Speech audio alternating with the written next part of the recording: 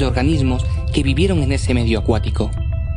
La precipitación de este carbonato genera, a diferencia del yeso, cristales microscópicos pero muy abundantes que se acumulan formando una especie de barro, que puede incluir también restos de conchas y caparazones.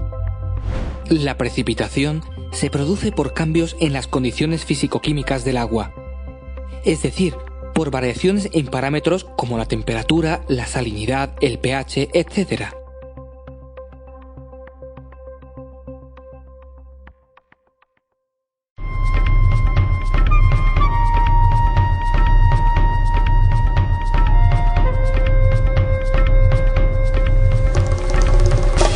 Nos encontramos en la costa de Alicante, donde afloran diversos tipos de rocas sedimentarias detríticas. En la zona de Altea encontramos conglomerados formados por la sedimentación y compactación de cantos gruesos. ¿Por qué se encuentran aquí estos cantos sueltos en la orilla del mar? Porque el agua no ha tenido la suficiente energía para introducirlos mar adentro. Entonces, ¿un conglomerado sería una roca con cantos como estos unidos entre sí? Si te fijas, Gea, en los conglomerados no solo hay cantos, sino que también hay un material detrítico de grano más fino, llamado matriz, que se introdujo entre los cantos y que hace de cemento, uniendo unos cantos a otros. Así, un conglomerado está formado por cantos y por matriz. Entendido. ¿Podemos ahora ver rocas detríticas de grano más fino? Sí, aquí en el Cabo de las Huertas se encuentra un afloramiento de rocas detríticas de grano medio, es decir, de areniscas. Es cierto, en esta roca se ven los cantos, pero son mucho más pequeños que los conglomerados. Además, están muy pegados unos a otros. Sí, Gea, aunque ahora no hablaremos de cantos, sino de granos.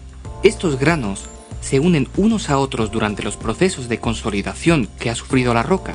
El agua pasa a través de los poros que quedan entre los granos, formando minerales que van cementando unos granos con otros y así se forma la arenisca. El color de esta roca me recuerda al de la arena de la playa. Sí, es similar porque la mayoría de los granos, como en muchas playas, son de cuarzo, feldespato y calcita, todos ellos con colores claros.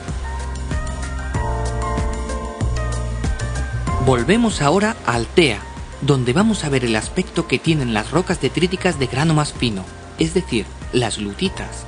Por mucho que me acerco, no veo los minerales que forman esta roca. Claro, no puedes verlos porque son minerales de la arcilla que tienen un tamaño tan pequeño que no puede verse salvo con microscopios muy potentes. Es verdad, me recuerda un poco a la arcilla de moldear que usamos en el colegio.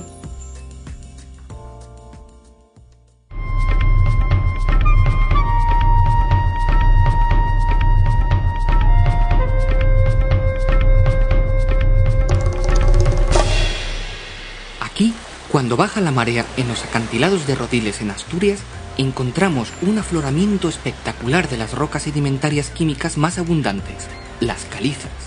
Parece que en este sitio las rocas se ordenan en capas. Sí, la formación de esta caliza ha sido rítmica, es decir, primero se forma una capa de un color y después otra de un color más oscuro, repitiéndose el proceso muchas veces. No veo los minerales que forman esta roca. ¿Es porque la roca es muy oscura? Esta roca está formada principalmente por calcita, aunque los cristales son tan pequeños que no pueden observarse a simple vista. El color de la roca no es debido al tamaño de los cristales, sino a que tiene una cierta cantidad de materia orgánica en su interior que la da ese aspecto casi negro. Además, se ven algunas cosas blancas dentro de la roca. Estas figuras que ves son secciones de conchas fosilizadas, que forman parte de la propia caliza, ya que quedaron atrapadas cuando la roca aún no estaba consolidada en el fondo del mar. Por tanto, estás viendo una caliza con restos fósiles de organismos que vivieron hace muchos millones de años. Hasta aquí hemos visto distintos tipos de rocas sedimentarias. Las detríticas, con ejemplos de conglomerados, areniscas y lutitas, y las químicas, con las calizas que acabamos de ver.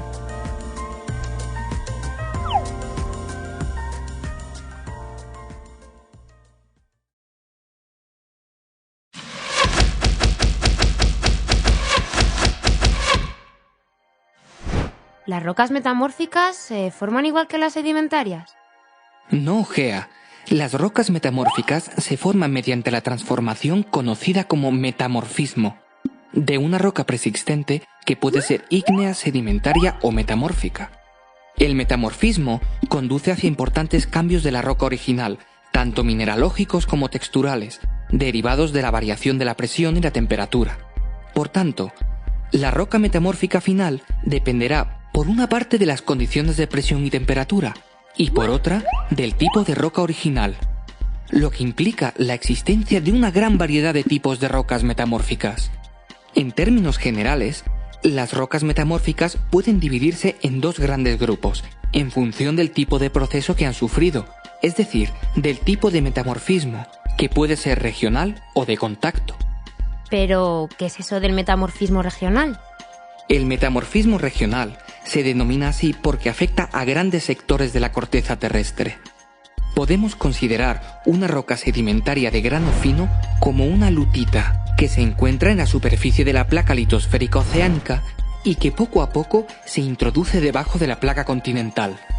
Los minerales arcillosos reaccionan frente al progresivo aumento de la presión y la temperatura, destruyéndose a la vez que se generan otros nuevos, más estables frente a las nuevas condiciones.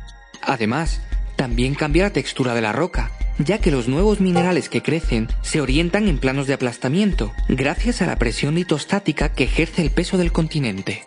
Esta orientación origina lo que se conoce como esquistosidad, que se manifiesta en la roca como superficies planas de rotura, muy evidentes en rocas similares a las pizarras.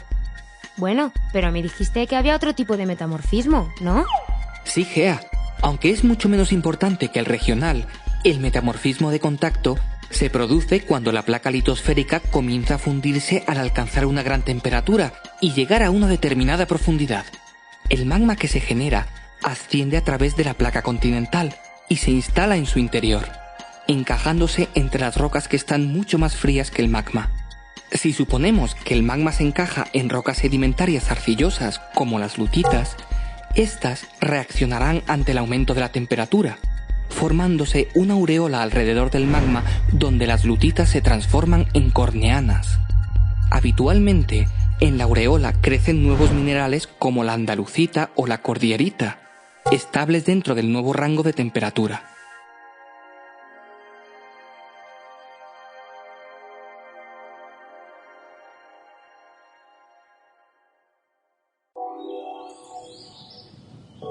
Las rocas metamórficas regionales son muy abundantes y variadas en la zona norte de la Comunidad de Madrid. Nos encontramos cerca de los márgenes del embalse del Altazar, y aquí podemos ver las principales características de las pizarras. ¿Y por qué sabemos que son pizarras? Lo sabemos por su color oscuro y porque la roca se rompe siempre según planos paralelos. Ah, voy a comprobarlo. Pues es cierto, y además he visto trozos de rocas muy parecidas a estas cubriendo los tejados de algunas casas. Sí, estos son los planos de la esquistosidad, que permiten partir la roca en lajas finas siguiendo esta orientación. Además, nos indica la dirección del aplastamiento que sufrieron los sedimentos arcillosos cuando les afectó el metamorfismo. ¿Todas las rocas formadas por metamorfismo regional son pizarras? No, Gea. Hay otras rocas diferentes. Estas del puerto de La Iruela, algo más al norte de Madrid, se llaman esquistos. Son más brillantes que las pizarras, aunque se parten de forma parecida.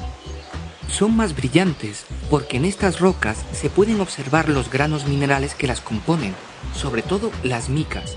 Y eso no podíamos verlo en las pizarras, porque estas tienen un tamaño de grano mucho más fino que los esquistos.